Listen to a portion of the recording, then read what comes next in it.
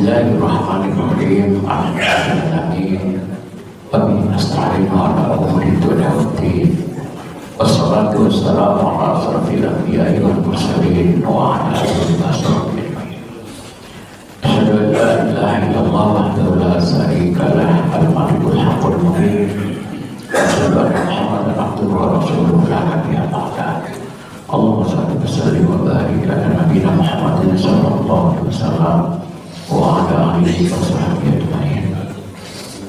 Kalau kita dari mau dilanjutkan, Bismillahirrahmanirrahim.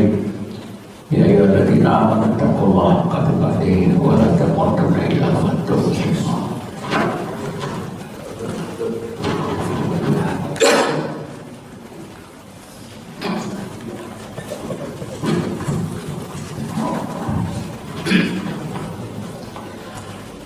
Alhamdulillah, kita bersyukur kepada Allah Subhanahu wa Ta'ala atas curah rahmat, hidayah dan karunia kepada kita semua, terutama di subuh ini kita dalam keadaan sehat walafiat, diberi kesempatan oleh Allah sehingga kita hadir di masjid yang kita cintai ini dalam rangka beribadah kepada Allah, bertakaruf kepada Allah, sebab kepada Allah sekaligus ta'lim. Mudah-mudahan apa kita diridhoi dan dirahmati oleh Allah Subhanahu wa Ta'ala. Salawat dan salam kita aturkan kepada Nabi Muhammad sallallahu alaihi wasallam, sekeluarga, sahabat dan pengikutnya sampai akhir kiamat. Bapak sekalian, mari kita awali ta'lim kita dengan sama-sama baca basmalah. Bismillahirrahmanirrahim. Bapak sekalian, pada kesempatan ini saya meloncat sedikit dari urutan sirah Rasulullah SAW yang seharusnya setelah periode Makkah kita akan lanjutkan dengan periode Madinah. Hijrah Rasul, peperangan dilakukan oleh Rasul, kebijakan-kebijakan yang dilakukan oleh Rasulullah sampai dengan Makkah, lalu Haji Wada, dan kita lanjutkan dengan Khulafaur Rasyidin dan seterusnya. Kali ini saya ingin menyampaikan tentang konflik antara Arab dan Israel. Nah, konflik ini akan kita bagi dua dalam dua periode. Ada periode klasik, karena ini akar masalahnya. Jadi kita akan melihat dulu akar masalah dari sisi sejarah klasik. Kemudian lalu pada zaman modernnya mendekati kemerdekaan Bani Israel. Nah, apakah cukup nanti sekali pertemuan atau dua pertemuan? Tapi sekalian, jadi wilayah Palestina itu mulai dicatat secara akurat itu adalah sejak kedatangan Nabi Ibrahim alaihissalam. Nabi Ibrahim itu lahir di Babilonia, daerah Irak sekarang ini, sekitar daerah antara Sungai Efrat dan Tigris. Itu adalah bangsa-bangsa yang mengalami kemajuan lebih awal. Babilonia, ya, selain Mesir dan sebagainya. Nah, Nabi Ibrahim itu adalah seorang pengembara. Maka dia dari Babilonia kemudian mengembara ke Palestina. Maka dia membeli tanah di Palestina itu, sehingga dia berhak menempati wilayah Palestina. Lah Palestina itu sudah ada yang menguasai, sudah ada penduduknya, dan penguasanya adalah Melkisedek. Nah, datanglah Nabi Ibrahim bersama Siti Sarah. Karena Siti Sarah itu masih keluarga dan Yakut masih dari Nabiullah Ibrahim alaihissalam. Nah, Nabi Ibrahim setelah tinggal di tanah Palestina, kemudian karena beliau pengembara juga pedagang dan kaya raya, salah satu sifat dari Nabi Ibrahim itu dia tidak akan makan kalau belum ada orang lain yang ikut makan bersama beliau. Jadi saking lomanya. Jadi kalau tidak ada orang, tidak ada tamu, dia akan cari orang-orang di sekitar rumahnya untuk ngajak makan di rumah beliau. Jadi kaya raya Nabi Ibrahim itu. Nah, setelah tinggal di Palestina, lalu Nabi Ibrahim berangkat ke Mesir. Dia berangkat ke Mesir bersama istrinya Siti Sarah. Nah, Siti Sarah ini adalah perempuan yang cantik dan sangat cantik. Tersebar di Mesir bahwa Siti Sarah adalah perempuan yang cantik. Lah, kebijakan Fir'aun atau kebiasaan Fir'aun, kalau ada perempuan cantik pasti itu menjadi milik dia. Itu kebijakannya Fir'aun. Nah, dengar bahwa ada perempuan cantik yang datang ke Mesir, datang dari Palestina. Akhirnya singkat cerita, Fir'aun mengirim utusan untuk mengambil Siti Sarah. Nah, Siti Sarah bingung, karena kalau sudah diambil oleh Fir'aun, pasti dia menjadi istrinya dan suaminya dibunuh. Itu kebijakan Fir'aun. Lalu berdiskusilah antara Nabi Ibrahim dengan Siti Sarah bagaimana menghadapi kebijakan Fir'aun ini. Apa yang harus dilakukan? Salah satu versinya, Nabi Ibrahim memerintahkan kepada Siti Sarah untuk melubangi telinga. Lubangi telinga saya. Nah, kenapa?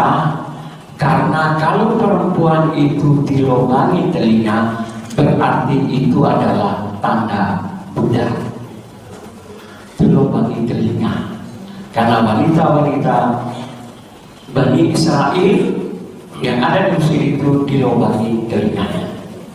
Singkat cerita, maka dipanggillah, diambil Siti Sarah, dibawa ke istana. Ini versi pertama.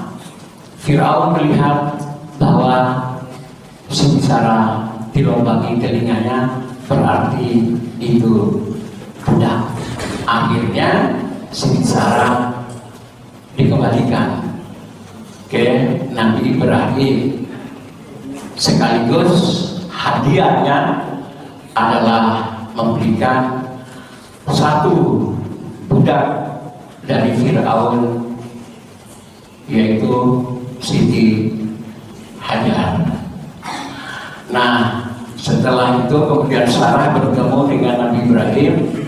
Wah Ibrahim, saya ini kan bukan budak, saya ini orang merdeka, karena itu tidak pantas saya ini dilubangi telinga. Maka carikan penutup telinga saya itu menjadi anting-anting. Jadi sejarah anting-anting itu adalah dari Siti Sarah itu. Makanya kalau ada anak muda laki-laki yang melubangi telinganya, itu sebenarnya keturunan budak itu.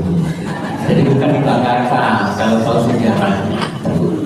Itu budak, itu simbol perbudakan. Tapi karena anak muda Indonesia ikut-ikutan melubangi telinganya, makanya kalau ketemu anak muda kita, ini budak ini loh. Kalau ada yang melubangi telinga. Nah, singkat cerita sekalian, kembalilah Nabi Ibrahim bersama Siti Sarah, Siti Hajar dan rombongannya ke Palestina. Nah, Siti Sarah itu sudah berumur sampai 80 tahun, belum punya anak. Lalu Siti Sarah meminta kepada Nabi Ibrahim agar mengawini Siti Hajar. Kemudian dikawinilah oleh Nabi Ibrahim Siti Hajar.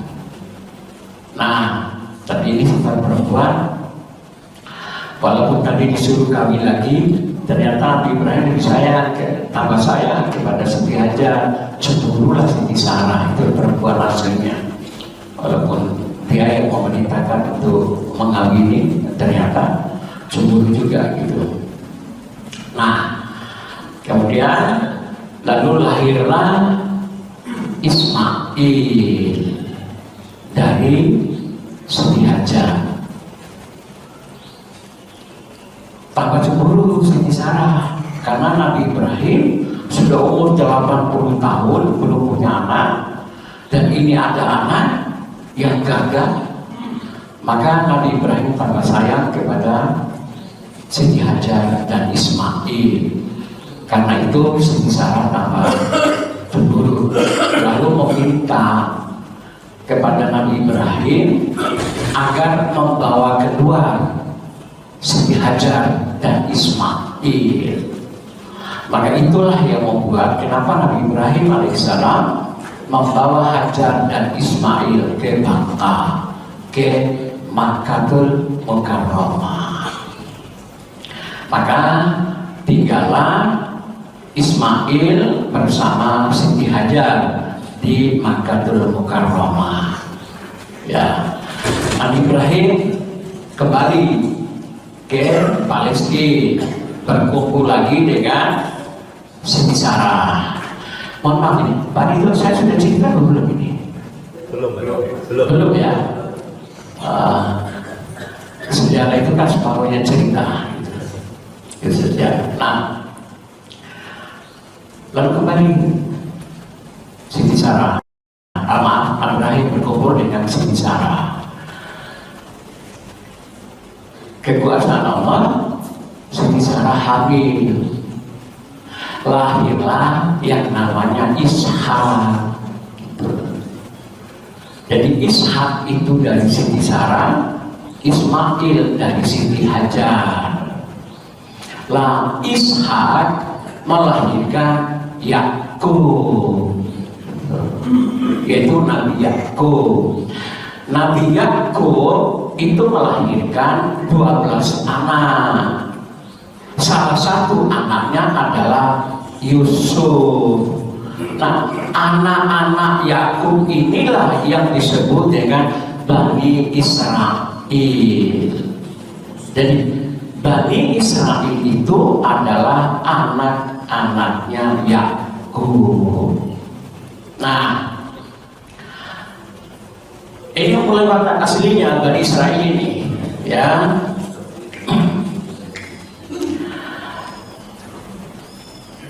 10 anak, 12 anak itu yang saudara kandung adalah Yusuf dengan Bunyamin.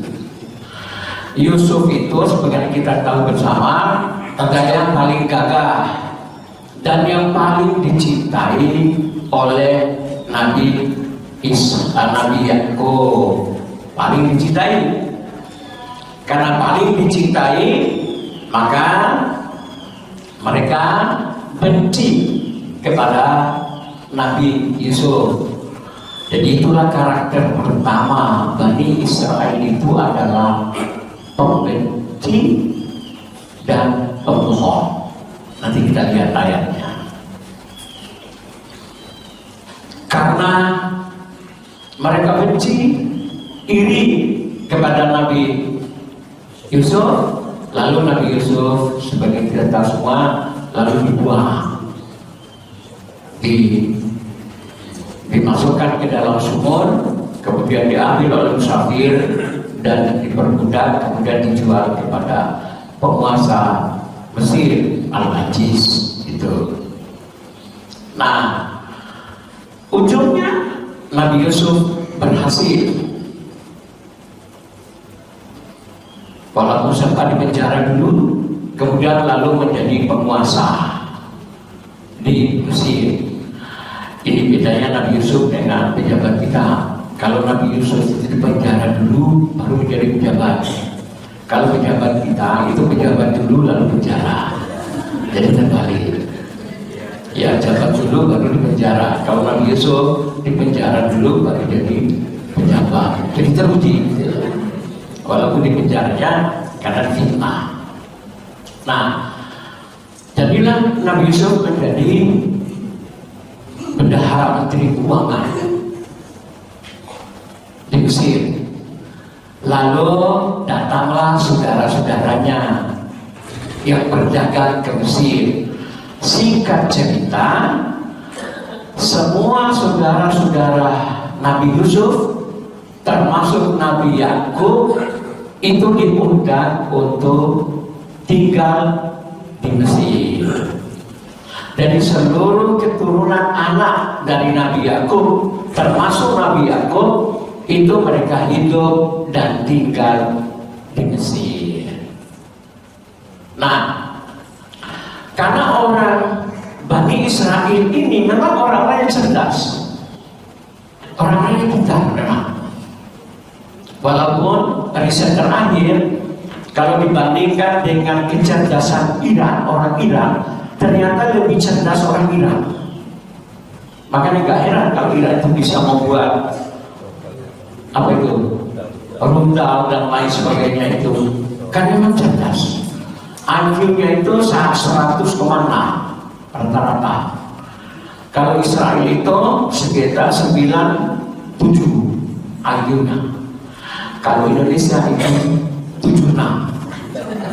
Jadi saya kelas dengan Timur Leste. Jadi IQ orang Indonesia itu yang 76. Jadi segitu itu. Makanya wajar gampang dibujuki, karena IQ-nya sekian.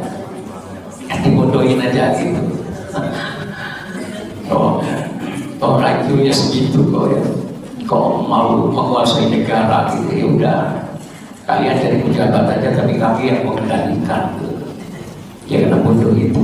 Makanya yang asli yang saya bedakan dengan yang palsu gitu. Ini asli atau palsu ya, saking IQ-nya sekian itu. Nah, jadi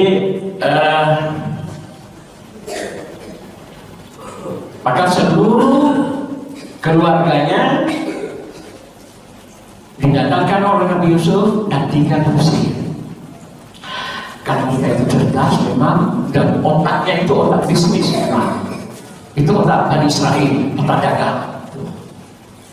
Maka mereka hidup makmur di Mesir.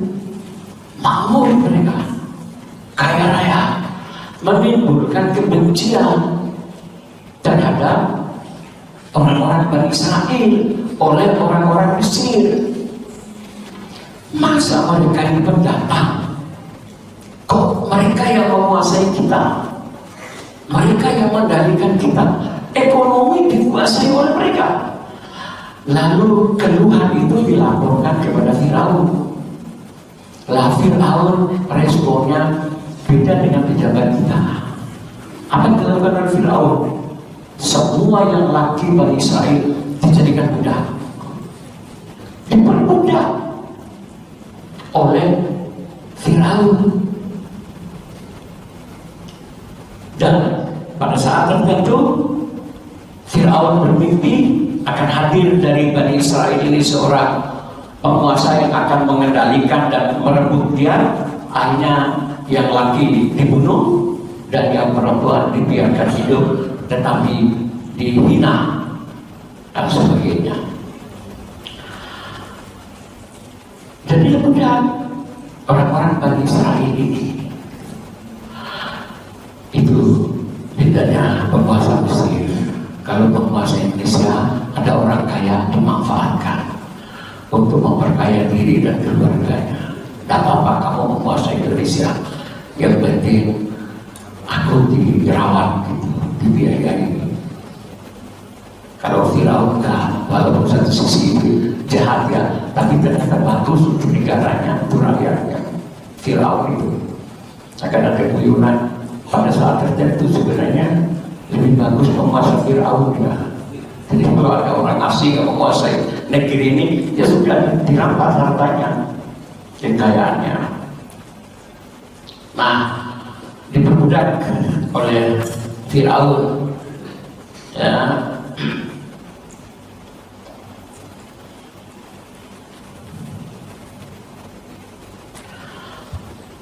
Maka datanglah pertolongan Allah kepada Bani Israel, yaitu mendatangkan Musa alaihissalam. Dan mereka diperbudak oleh Bani Israel. Singkat cerita, Nabi Musa lah yang menyelamatkan Bani Israel, dibawa keluar dari tanah Mesir dengan menyeberangi Laut Merah. Dengan tongkatnya bisa membelah laut. Terselamatkanlah Bani Israel itu di bumi Mesir. Nah, ini maksudnya Bani Israel dibawa keluar, dan mereka mengakui Nabi Musa adalah seorang nabi karena mereka sudah menyaksikan dan melihat bahwa tongkat Nabi Musa bisa menjadi ular dan memakan ular-ular tukang sihir Firaun. Kemudian Nabi Musa bisa membelah laut, lalu turun manna wa salwa, makanan yang paling enak. Mereka yakini betul bahwa Nabi Musa itu adalah seorang nabi utusan Allah agar Bani Israel itu menyembah Allah. Tetapi begitu ditinggal oleh Nabi Musa 40 hari untuk menerima perintah Tuhan di Tur Sina, Samiri, salah satu tokoh Bani Israel, itu membuat patung anak lembu dari emas. Nah, ditinggal sekian itu, mereka menyembah dan menuhankan anak lembu itu yang dibikin oleh Samiri itu. Kemudian Nabi Musa marah dan sampai memukul saudaranya Harun. Nah, apa maknanya Bapak sekalian? Jadi memang ini watak bangsa ini itu memang tidak bisa diatur. Ini masih hidup sejaman dengan Nabi Musa, masih menyaksikan Musa, masih ada Nabi Musa menyampaikan wahyu.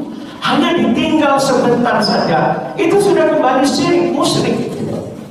Jadi memang bangsa yang tidak bisa percaya.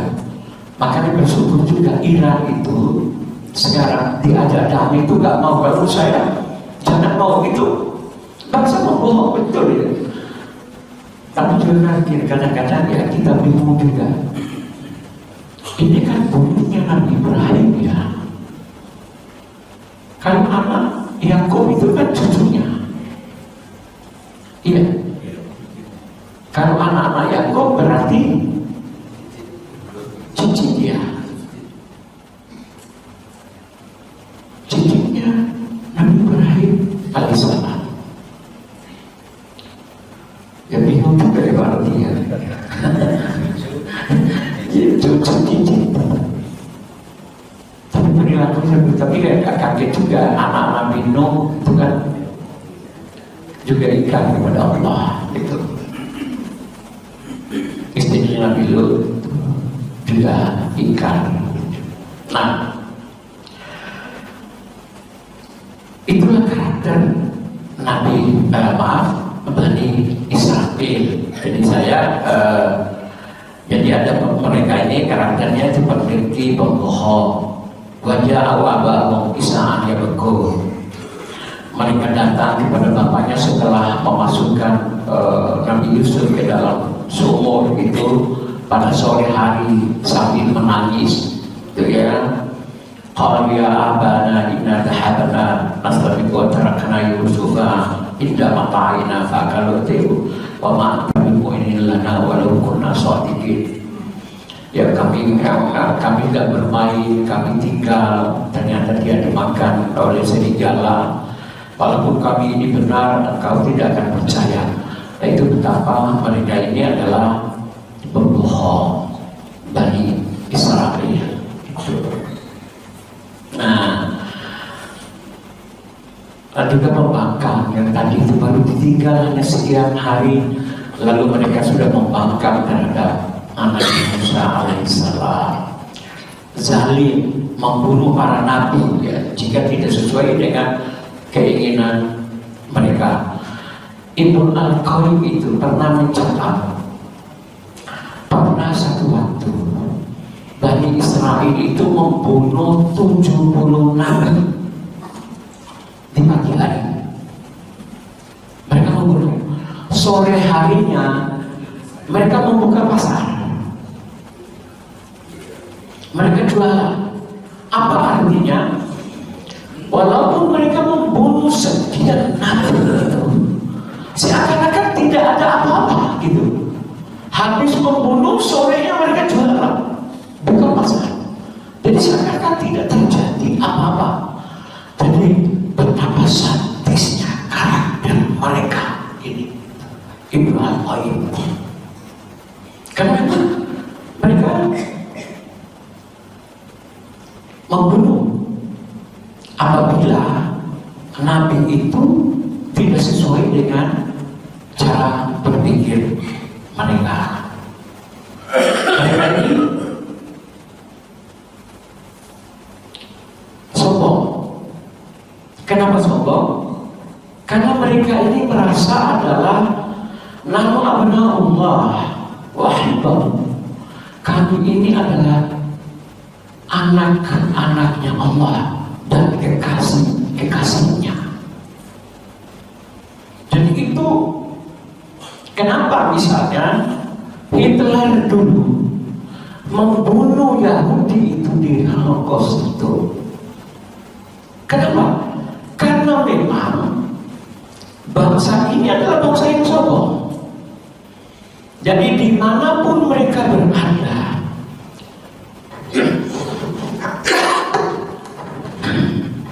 mungkin akan begini.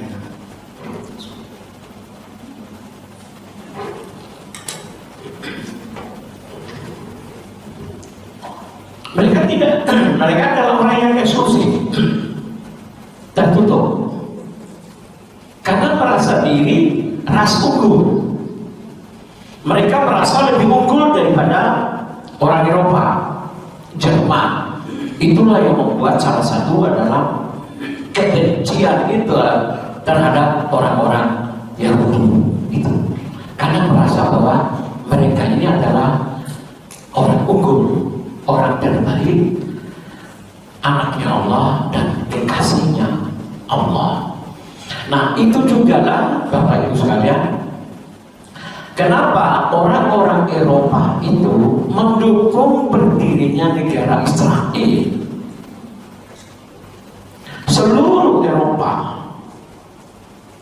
bagi Amerika, mendukung berdirinya negara Israel. Kenapa? Karena mereka itu tidak ingin ada orang-orang Israel, orang-orang Yahudi yang hidup di negaranya. Maka mereka betul membantu agar orang-orang Yahudi yang ada di dataran Eropa itu agar segera imigrasi ke Palestina. Saudara, kalian itu hidup di sana, jangan hidup di sini. Kasarannya itu. Itu kenapa Eropa begitu mendukung berdirinya negara Israel itu. Karena orang-orang Israel, Yahudi itu adalah memang orang-orang yang sombong, merasa diri hanya mereka lah orang-orang yang terbaik. Nah, rakus dan tidak berterima kasih. Tidak cukup dengan satu makanan mana dan sarwana, tolong mintakan lagi tumbuh-tumbuhan itu. Nah itu rakusnya Bani Israel. Nah tadi Bapak sekalian, kemudian dibawa keluar oleh Nabi Musa. Ini terdapat dalam Al-Maidah 21, Al-Baqarah 49, 50 dan seterusnya. Nah, dibawa oleh Nabi Musa itu untuk menuju Yerusalem, karena Yerusalem itu adalah daerah yang dijanjikan untuk orang-orang Israel. Jadi Nabi Musa membawa keluar tadi, dibawa ke tanah Palestina, karena di sanalah tanah yang dijanjikan oleh Tuhan untuk Bani Israel. Tetapi apa sikap Bani Israel ini? Mereka menolak perintah Nabi Musa untuk memasuki Yerusalem, karena Yerusalem pada saat itu dikuasai oleh bangsa Amalek. Akhirnya Allah menyesatkan mereka 40 tahun terlunta-lunta di padang pasir, sampai nanti meninggalnya Nabi Musa.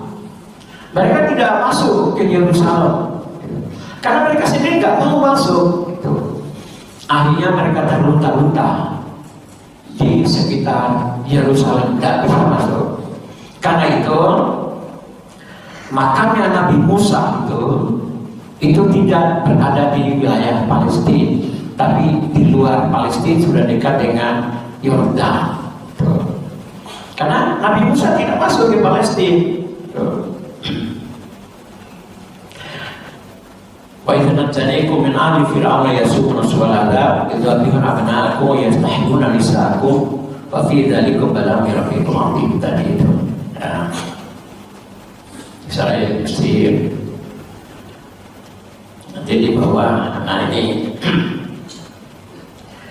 ya qaum idkhulul ardal qaddas allati kataballahu lakum wa la tahtadu ala adbarikum fatanqalibu khasirin. Nabi Musa mengajak, ayo masuk ke daerah yang suci itu, ke Baitul Maqdis yang sudah dijanjikan oleh Allah untuk kalian. Tapi apa jawaban mereka? Qalu ya Musa, inna fiha qauman jabbarin wa inna lan nadkhula hatta yakhruju minha fa in yakhruju minha fa inna dakhilun. Musa, itu ada orang yang kuat, yang bengis di dalam itu. Kami tidak akan masuk. Kami baru masuk kalau mereka keluar. Pokoknya kami nggak mau. Selama orang-orang yang ada di dalam itu, penduduk asli itu masih ada di situ. Kalau mereka keluar, baru kami masuk. Kalau ya Musa, mereka kata Musa, innalan abadan, kami tidak akan masuk selama-lamanya. Maka fiha, selama mereka berada. Fadhhab anta wa rabbuka faqatila inna hauna qa'idun. Berangkatlah kamu bersama Tuhanmu. Coba kamu berangkat, berperanglah kamu. Kami akan duduk di sini. Coba patakian Bani Israel ini dibawa oleh Nabi Musa. Ayo itulah kita masuk daerah yang dijanjikan oleh Allah untuk kita. Ayo kita masuk satu. Inilah Bapak sekalian yang juga menjadi perdebatan dari konteks sejarah dan ideologi, siapa sebenarnya yang berhak terhadap tanah Palestina itu. Tapi kalau melihat di akar sejarah itu, tanah Palestina itu adalah milik penduduk asli Palestina, bukan Bani Israel. Nanti Bani Israel itu baru masuk dan mendirikan kerajaan itu setelah Nabi Daud dan Nabi Sulaiman. Jadi mereka gak mau masuk. Sudah kami nunggu di sini. Kamu berangkatlah dengan Tuhanmu, silakan berperang ke sana. Kami nunggu di sini. Siapa yang tidak jengkel sebenarnya ya, melihat watak seperti itu dan diselamatkan, ya, sampai laut terbelah, tidak ada makanan, diberi makanan pagi dan sore oleh Allah, semacam madu dan burung yang datang pagi dan sore. Kata saya,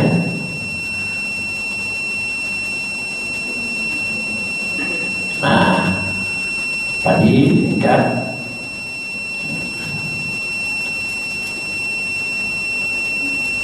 tentukan saja. Nah, setelah Nabi Musa itu wafat, maka datanglah Yusha bin Nun atau Joshua. Itu seorang Nabi Bani Israel itu ya, Joshua ya, sebagai pemimpin Bani Israel dengan menaklukkan kota tua Jeriko sekaligus menempatkan mereka di tanah Yerusalem, tempat kelahiran Yusuf dan Yakub. Jadi baru orang Bani Israel itu setelah mereka dipimpin oleh Yusha bin Nun atau Joshua. Nah, kemudian setelah Joshua meninggal, kemudian Palestina dicaplok oleh kaum Amalika atau Baltata. Nah, Baltata dipimpin oleh Goliat atau Jalut yang berperawakan tinggi bahkan menyerupai raksasa. Nabi Sumer mengangkat Saul atau Talut menjadi raja dengan kembalinya Tabut. Nabi Daud berhasil membunuh Jalut dan dinikahkan dengan putri Talut. Jadi ceritanya begini sedikit aja. Setelah Nabi Yosua, Bani Israel itu jatuh lagi perang saudara di antara mereka. Lagi itu karakternya. Kemudian lalu muncullah dari Bani Israel itu namanya Nabi Samuel. Karena Nabi itu kan sekitar 24.000 banyaknya. Dan memang kebanyakan Nabi itu dari Bani Israel. Nabi Samuel atau Sampul dan orang bahasa Indonesia, Nabi Samuel. Lah mereka itu datang kepada Nabi Samuel. Siapa yang memimpin kita? Kita ini pecah, perang saudara di antara kita ini, gitu. Nah, kata Nabi Samuel, nunggu nanti ada orang. Saya akan berdoa kepada Allah agar Allah mengutus seorang nabi. Lalu Nabi Samuel menemukan Talut. Lalu Nabi Samuel menyatakan kepada Bani Israel, inilah orang yang kalian janjikan, yang kalian minta itu sudah datang ke tempat saya. Ini namanya Talut, Jaluta wa Taluta. Talut. Nah, Bani Israel, oh masa dia yang memimpin kami? Itu ditolak lagi oleh Bani Israel itu. Masa dia yang memimpin kita? Nah, apa buktinya? Kata Samuel bahwa Talut ini adalah seorang nabi. Dia ada tabut bersama dia. Tabut itu adalah kotak yang berisi 10 firman Tuhan. Asal usulnya jimat itu dari situ. Jadi Talut itu. Nah, maka Talut menampakkan ini loh, ya, ini tabut. Tuh. Akhirnya Bani Israel mengangkat Talut menjadi penguasa panglima perang. Singkat cerita, peranglah Jalut dan Talut. Ya, kemudian muncul seorang pemuda yang namanya Daud. Nah, Daud berhasil membunuh Jalut dengan melempar pakai batu. Karena berhasil membunuh Jalut, maka Nabi Daud dijadikan menantu oleh Talut dan menggantikan Talut. Lalu jadilah dia raja Bani Israel. Nah, Nabi Daud kemudian kemudian baru Nabi Sulaiman. Nah, itu cerita awal tentang Bani Israel yang ada di tanah Palestina. Karena waktunya mungkin ada pertanyaan dulu, ada yang ingin ditanyakan.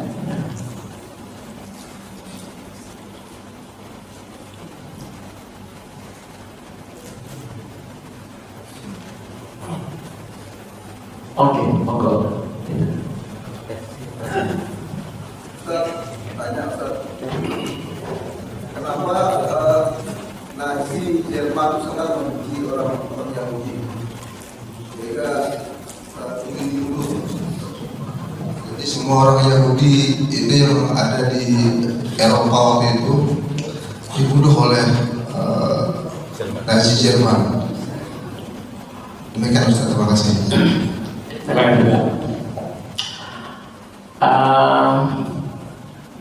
Ada 3 bangsa yang merasa diri itu bangsa yang unggul, yaitu ras Arya. Eropa, Jerman, kemudian Iran, dan India, Brahma. Mereka itu adalah bangsa Arya yang keras, unggul, yang menguasai peradaban awal. Nah, Bani Israel ini juga muncul sebagai bangsa yang unggul, merasa paling istimewa.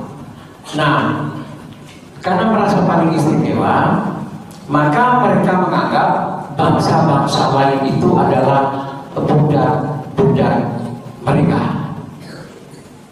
Maka termasuk bangsa Jerman itu adalah bangsa yang merasa diri bangsa yang unggul, ras Arya,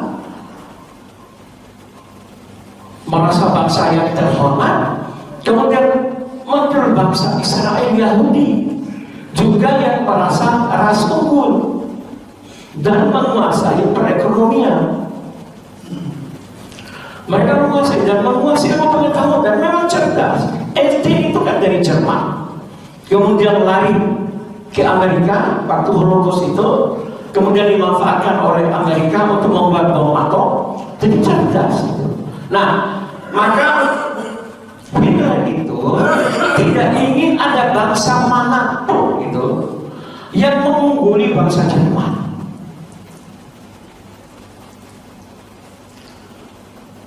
Tidak ada bangsa manapun. Nah, pada saat itu bangsa Yahudi Bani Israel itu, tapi memang harus dibedakan ya Bapak sekalian.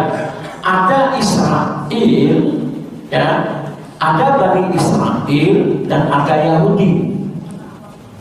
Kalau orang menyebut Israel itu adalah negara Israel sekarang itu adalah Israel. Kemudian Bani Israel yang 12 itu, dan yang sekarang tinggal 2 yang hidup keturunan Ibrahim itu Bunyamin, dari Bunyamin dan Yahuda. Makanya pun termasuk Perdana Menteri sekarang ini adalah Bunyamin Netanyahu, ya, yaitu dari Bunyamin, yaitu. Nah,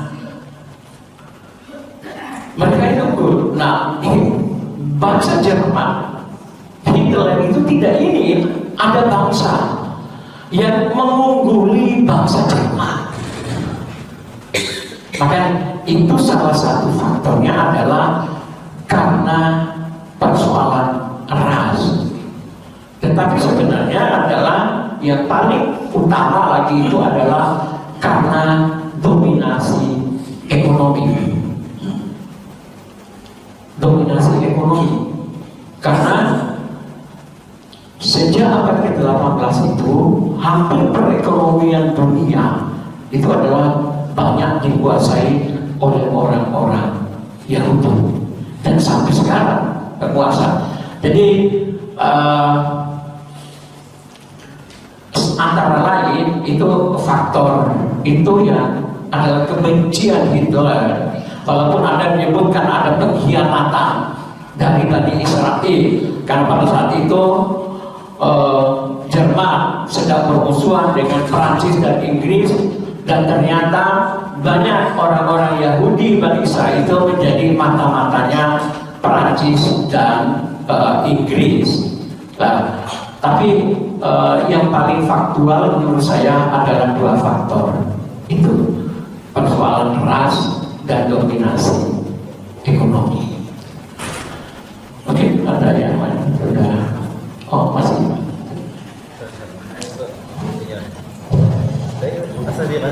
Ada dua itu, Pak. Kembali ke Assalamualaikum warahmatullahi wabarakatuh. Kembali ke penjelasan tadi, saya mau menanyakan Nabi Ismail itu lahir di Palestina atau di Mekah? Karena di dalam Al-Quran itu karena saya baca bahwa pada waktu lahir itu Siti Hajar itu menjejak pohon kurma sehingga jatuh kurma-kurma itu. Pertanyaan saya, apakah Nabi Ismail itu dilahirkan di Palestina atau di Mekah? Terima kasih. Assalamualaikum. mungkin lanjutannya langsung dengan Bapak Pian nanti. Sekalian saya jawab. Ya.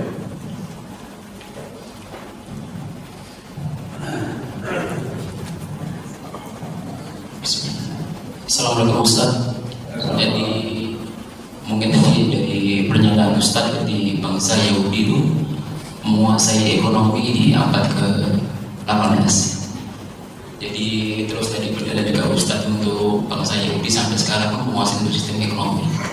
Pertanyaan saya Ustaz, sistem ekonomi sekarang itu sistem ekonomi bentukan Yahudi Ustaz. Terus menurut kita rencananya Ustaz untuk sistem ekonomi yang Islam yang syariah bagus itu sistem ekonomi yang bagaimana Ustaz? Mungkin sistem ekonomi Indonesia pun menganut Yahudi, perbankan ekonomi semua seperti sistem sekarang yang kita harus seperti Yahudi. Sistem ekonomi mana yang sesuai dengan Islam yang bagus Ustaz? Itu Ustaz. Terima kasih. Boleh saya lanjut Pak Ustaz? Oke, monggo. Terima kasih Pak Ustaz. Ini menyinggung tadi apa yang yang saya pribadi menyimak dari sejarah Nabi Yakub tentang Israel. Pertanyaan saya adalah hukum kita sebagai warga Islam itu apakah wajar menyebut Yahudi itu sebagai negara Israel? Kemudian dengan penyebutan Israel itu apakah tidak menyinggung kehormatan dari Nabi Yakub itu sendiri? Saya kira itu saja. Ya, sudah cukup ya. Yang pertama Pak, cerita tentang seorang bayi yang lahir kemudian dua kurma jatuh, itu adalah cerita kelahiran Nabi Isa alaihissalam. Ya, terdapat dalam Al-Quran itu, dikala Nabi Maryam setelah keluar, dia karena malu, hamil tanpa suami, kemudian lalu dia berjalan, kemudian berteduh di bawah pohon, kemudian lalu kakinya menggerak-gerakkan, kemudian lalu buah kurma itu pada jatuh. Nah, itu menunjukkan bahwa Nabi Isa itu lahir pada musim panas, bukan pada 23 Desember. Karena kurma itu masa matangnya adalah Juli, Agustus seperti ini. Makanya kalau di Makkah mulai Juli ini adalah minimal itu 40 derajat. Nanti pada puncaknya sekitar 52 derajat panasnya. Nah, itu kelahiran Nabi Isa alaihissalam. Kemudian Nabi Ibrahim itu, Nabi Ismail itu lahir di Palestina. Jadi setelah Nabi Ismail itu lahir, kemudian lalu Siti Sarah meminta pada Nabi Ibrahim agar membawa keluar Ismail, dan Siti Hajar itu dibawalah. Nah, maka begitu mereka nyampe di Makkah, perbekalan itu habis. yang dibawa dari Palestina ini. Karena Nabi Ibrahim meninggalkan begitu saja, ya hanya sekedar perbekalan. Maka perbekalan makan, perbekalan air itu habis. Maka apa yang dilakukan oleh Siti Hajar? Lari antara Safa dan Marwah. Ya, lari, kemudian melihat kaki Ismail itu menggosok-gosokkan di tanah, lalu keluarlah air. Itulah air Zamzam. Jadi Nabi Ismail itu lahir di tanah Palestina. Karena kehabisan air itulah kemudian lalu muncul air Zamzam. Nah, sekarang ini memang ekonomi dunia itu dikuasai oleh Yahudi, Bani Israel. Semua perdagangan ekonomi.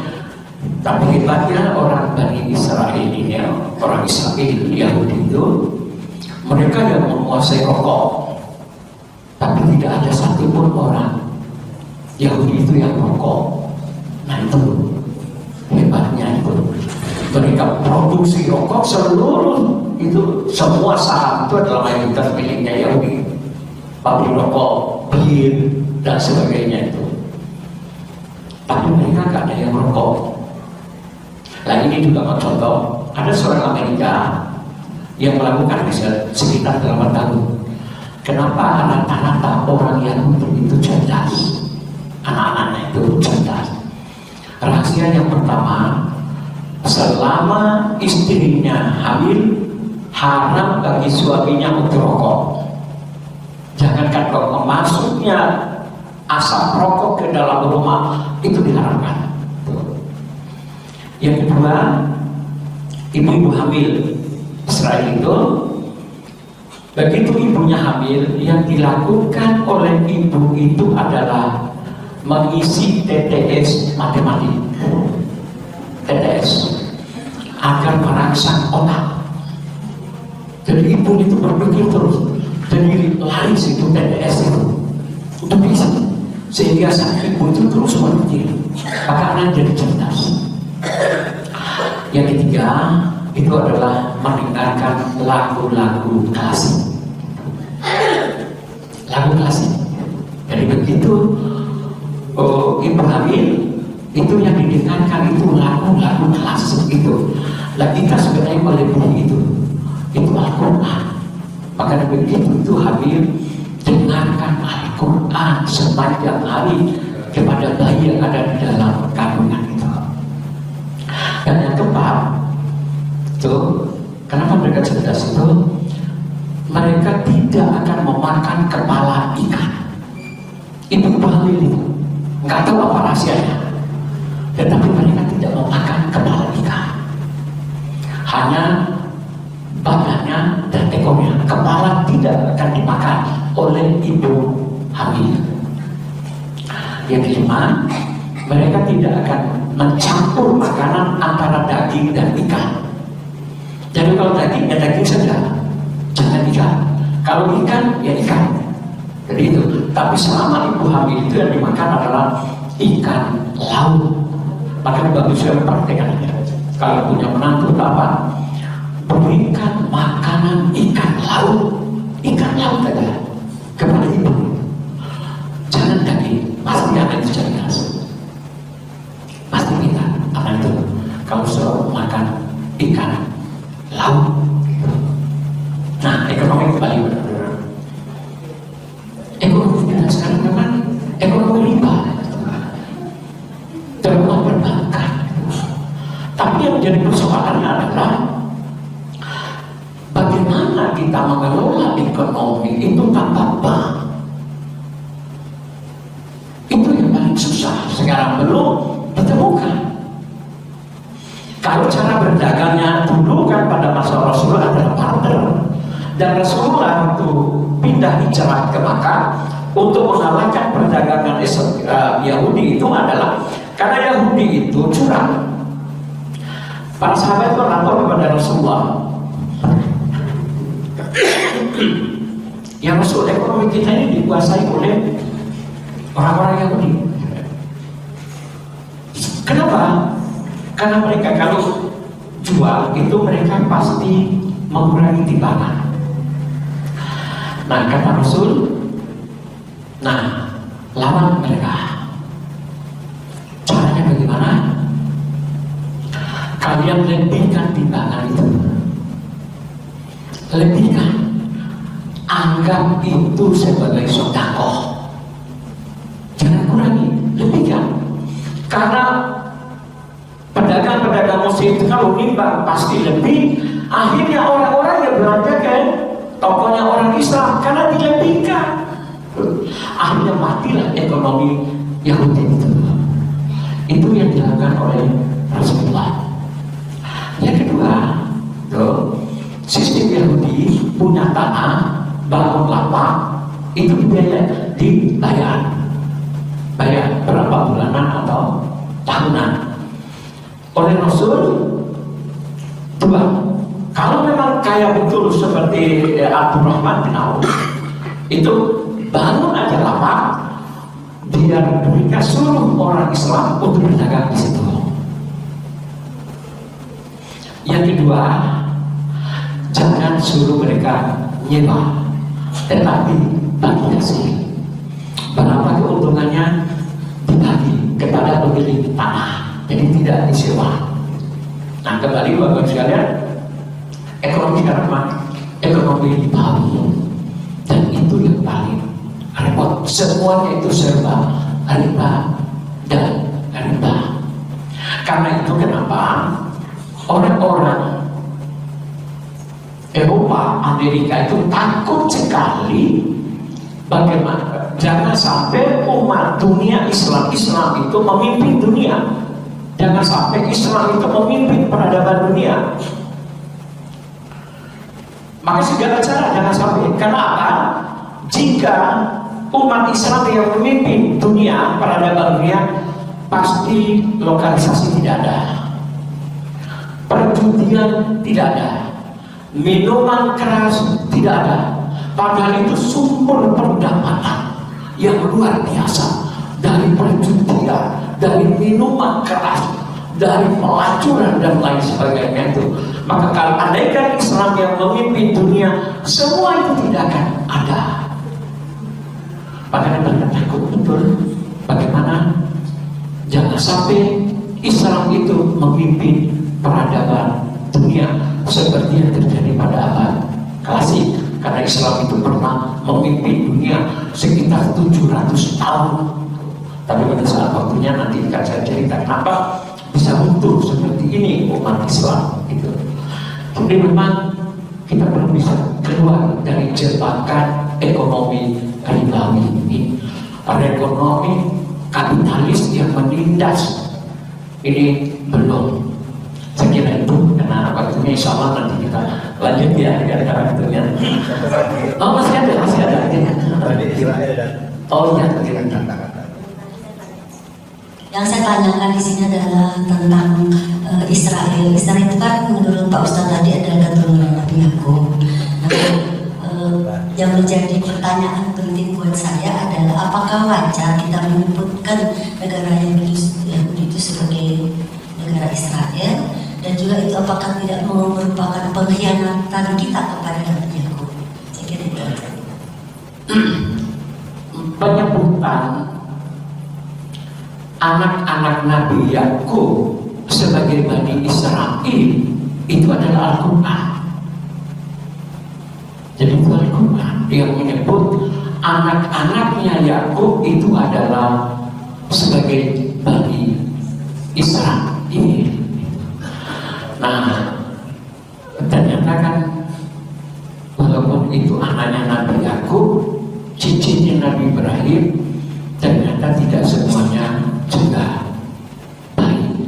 Itu fakta sejarah kenyataan. Pokoknya kalau menyebut Bani Israel berarti itu adalah anaknya Yakub. Israel itu adalah anak Tuhan. Itulah panggilan lain dari Yakub. Bani Israel adalah anak Yakub. Bani Israel seluruhnya adalah anak cucu dari Nabi Yakub. Jadi itu adalah Al-Quran sendiri yang memberi lakon itu. Ya. Makanya saya katakan rada susah juga ya kita.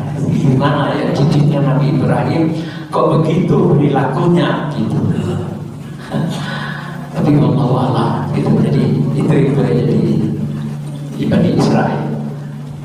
Cukup ya Bapak Ibu sekalian. Nanti kita akan lanjut pada pertemuan kedua ini ya, mulai dari Zionisme dan berdiri negara Israel dan sebagainya. Saya kira itu Bapak Ibu sekalian. Tidak ada yang benar soal dari Allah. Kalau ada yang salah itu kan kelemahan dan kedolipan saya, maka saya mohon maaf yang sebesar-besarnya. Mari kita akhiri kajian kita dengan doa kafaratul majelis. Subhanallah wa bihamdihi. Alhamdulillah. Assalamualaikum warahmatullahi wabarakatuh.